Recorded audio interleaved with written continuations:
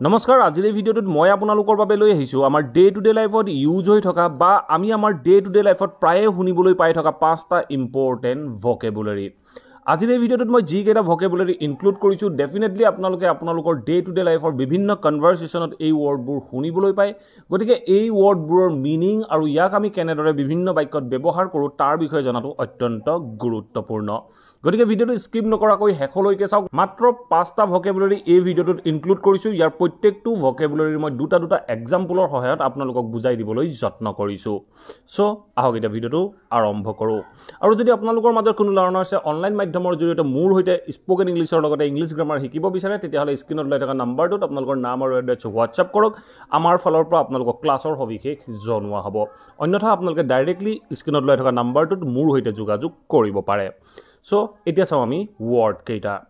so আজিৰ এই ভিডিঅ'টোৰ প্ৰথম ৱৰ্ডটো হ'ল নাইটমেয়াৰ এই ৱৰ্ডটো আপোনালোকে প্ৰায়ে শুনিবলৈ পাই থাকে আৰু এই ৱৰ্ডটো আপোনালোকে আপোনালোকৰ ডে টু ডে লাইফত ব্যৱহাৰ কৰিব পাৰিব নাইটমেয়াৰৰ অৰ্থ হ'ল দুঃস্বপ্ন যেতিয়া আমি কোনো এটা বেয়া সপোন দেখোঁ ৰাতি আমি যেতিয়া কোনো এটা বেয়া সপোন দেখোঁ আমি যদি কওঁ যে তুমি তোমাৰ অতীতটো এটা দুঃস্বপ্ন হিচাপে পাহৰি যোৱা এনেধৰণে যিবোৰ বাক্য কওঁ দুঃস্বপ্ন বুলি ক'বলৈ যাওঁ তেনেকুৱা ক্ষেত্ৰত আমি নাইটমেয়াৰ ৱৰ্ডটো ব্যৱহাৰ কৰিব পাৰোঁ আমি কোনো বেয়া স্বপ্নৰ কাৰণে বেয়া সপোনৰ বাবে আমি বেড ড্ৰিম নকৈ আমি নাইটমেয়াৰ ৱৰ্ডটো ব্যৱহাৰ কৰিব লাগে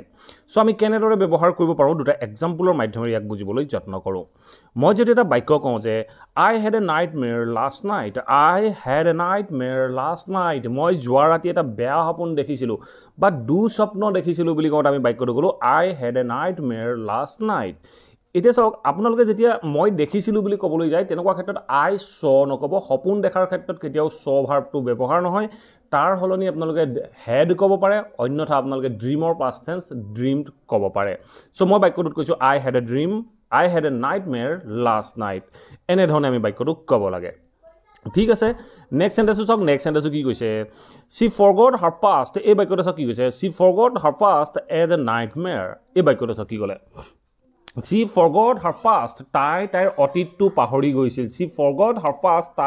তাইৰ অতীতটো পাহৰিছিল as a nightmare তাই এটা দুঃস্বপ্ন হিচাপে বা দুঃস্বপ্নৰ দৰে তাইৰ অতীতটো পাহৰি গৈছিল বুলি কওঁতে আমি বাক্যটো ক'লোঁ she forget her past as a nightmare এনেধৰণে আমি ক'ব পাৰোঁ ঠিক আছে এতিয়া চাওঁ আমি নেক্সট ৱৰ্ডটো হ'ল ষ্ট্ৰাইভ ৱৰ্ডটো আপোনালোকে বিভিন্ন কনভাৰচেশ্যন আদিত শুনিবলৈ পাই থাকে বা আপোনালোকক যদি প্ৰয়োজন হয় আপোনালোকে ব্যৱহাৰ কৰিব পাৰে ষ্ট্ৰাইভ মানে হ'ল ট্ৰাই কৰা যত্ন কৰা যেতিয়া আমি যত্ন কৰোঁ তেনেকুৱা ক্ষেত্ৰত আমি নৰ্মেলি আমি ট্ৰাই ৱৰ্ডটো ব্যৱহাৰ কৰোঁ যদি আমি জোখতকৈ বেছি যত্ন কৰোঁ আমি বহুত যত্ন কৰোঁ বুলি ক'বলৈ যাওঁ বা বহুত যত্ন কৰা বুলি ক'বলৈ যাওঁ তেনেকুৱা ক্ষেত্ৰত আমি ষ্ট্ৰাইভ ৱৰ্ডটো ব্যৱহাৰ কৰিব লাগে সো আমি কেনেদৰে ব্যৱহাৰ কৰিব পাৰোঁ দুটা এক্সাম্পলৰ মাধ্যমেৰে ইয়াক বুজিবলৈ যত্ন কৰোঁ সো ফাৰ্ষ্ট এক্সাম্পল চাওক কি কৈছে we must strive to get success in our life এই বাক্যটো চাওক কি কৈছে উই মাষ্ট ষ্ট্ৰাইভ আমি যত্ন কৰিবই লাগে আমি বহুত যত্ন কৰিবই লাগে কি কাৰণে টু গেট ছাকচেছ সফলতা পাবৰ বাবে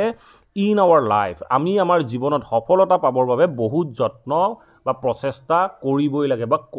মানে কৰাটো প্ৰয়োজনীয় এনেধৰণে ক'বলৈ যাওঁতে আমি বাক্যটো ক'লোঁ we must strive to get success in our life ঠিক আছে নেক্সট বাক্যটো চাওক নেক্সট বাক্যটো কি কৈছে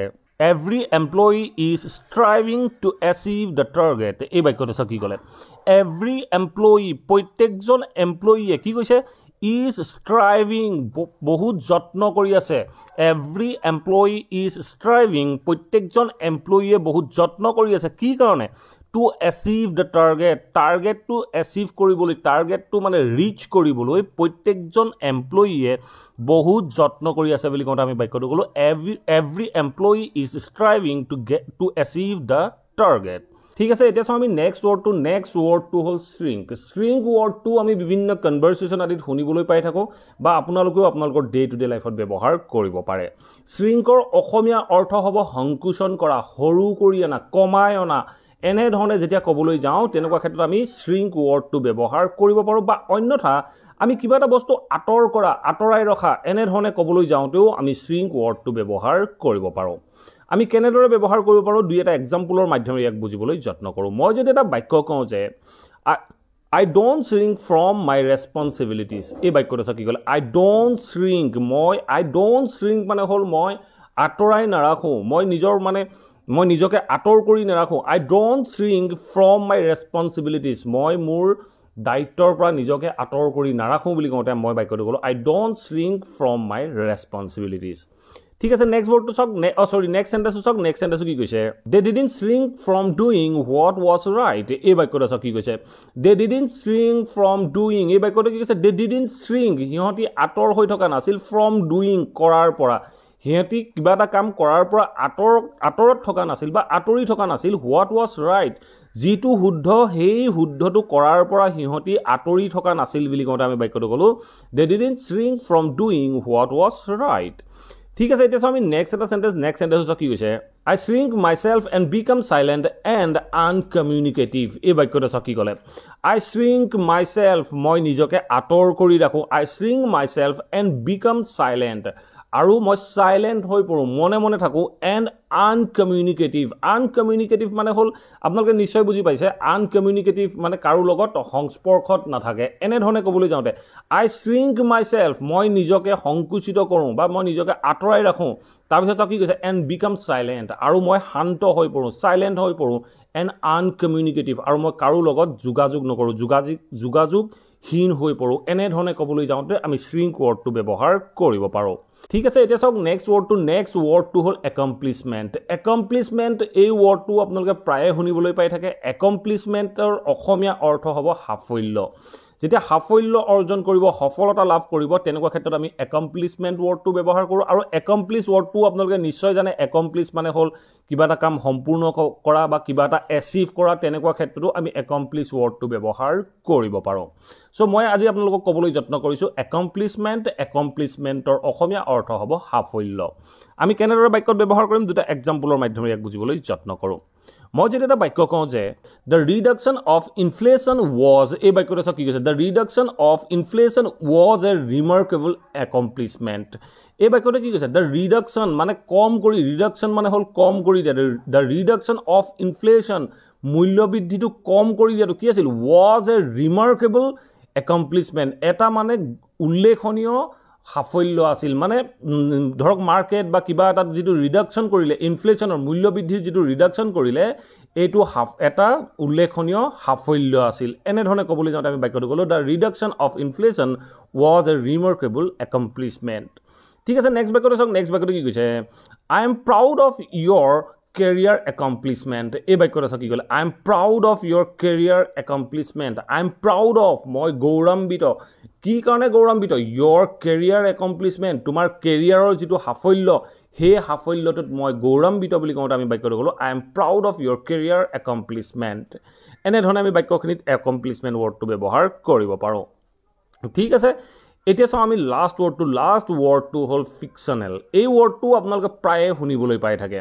বা আপোনালোকৰ ডে টু ডে লাইফতো ব্যৱহাৰ কৰিব পাৰে ফিকশনাল মানে হল কাল্পনিক যেতিয়া আমি কল্পনা কৰি কিবা এটা কওঁ কল্পনা কৰি কিবা এটা ষ্টৰী কওঁ তেনেকুৱা ষ্টৰী বা কল্পনা কৰা যিখিনি কথা হয় সেইখিনিক আমি ফিকশনাল বুলি কওঁ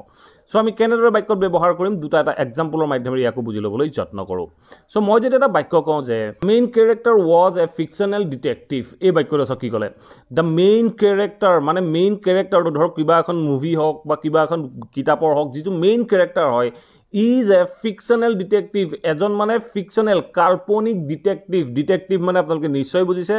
মেইন ক্যাৰেক্টাৰটো এটা কাল্পনিক ডিটেকটিভ এনে ধৰণে আমি বাক্যটো ফিকশনাল ওয়াৰ্ডটো ব্যৱহাৰ কৰিব পাৰোঁ ঠিক আছে নেক্সট সেন্টেন্সটো কি কৈছে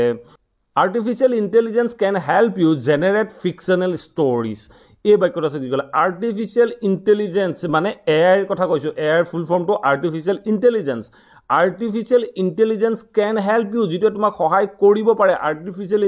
intelligence তোমাক সহায় কৰিব পাৰে generate fictional stories মানে artificial intelligence তোমাক কাল্পনিক মানে ষ্টৰী প্ৰস্তুত কৰাত বা বনোৱাত সহায় কৰিব পাৰে এনে ধৰণে আমি ফিকশনাল ওয়াৰ্ডটো বিভিন্ন বাক্যত ব্যৱহাৰ কৰিব পাৰোঁ আশা কৰো এই ভিডিওটোত ইনক্লুড হোৱা প্ৰত্যেকটো ওয়াৰ্ডে আপোনালোকে নিশ্চয় ভাল পালে আৰু এই ওয়াৰ্ডখিনি আপোনালোকে আপোনালোকৰ ডে টু ডে লাইফৰ কনভাৰসেশনত ব্যৱহাৰ কৰিব পাৰিব